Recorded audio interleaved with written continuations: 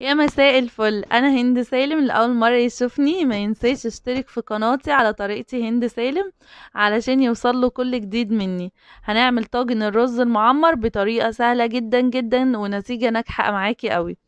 ده طاجن حطيت فيه عملته بالفرشه سمنه او زبده اللي يريحك.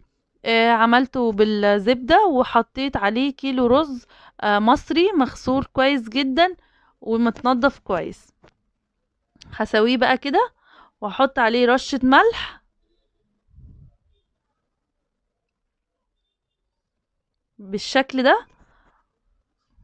هجيب بقى الزبدة بتاعتي. هنا دول 4 مكعبات زبدة وسط.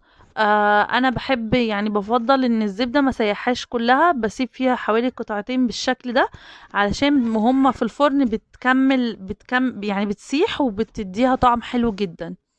فانا هو بقلب الرز مع الزبدة علشان تتشرب الزبدة كويس وتدينا تيست اعلى كمان.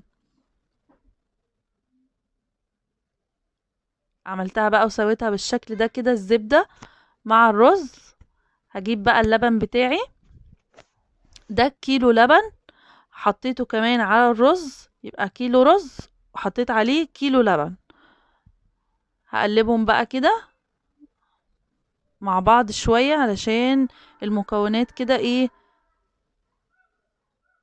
تتجانس مع بعض شوية.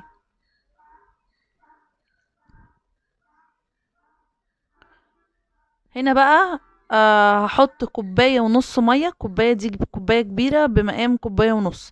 هتستخدمي المج العادي بتاع الشاي، هتحطي كوباية ونص مية على الرز علشان يكمل السوا. المية اما بتبقى مع اللبن بتديله طعم حلو جدا وبتكمل السوا بتاعه. يعني مش بيبقى كله لبن، مش بيبقى كيلو لبن ونحط مثلا عليه كيلو رز، لا.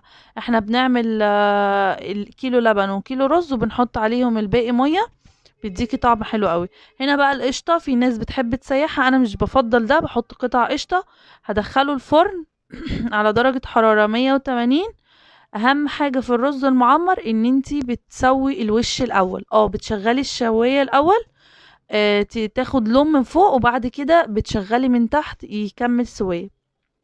طلع معايا بقى بالشكل ده، بجد مستوي وحلو جدا جدا وطعمه حلو قوي قوي قوي ومفلفل. وبصي نتيجة هايلة. ان شاء الله تجربيه ويعجبك جدا.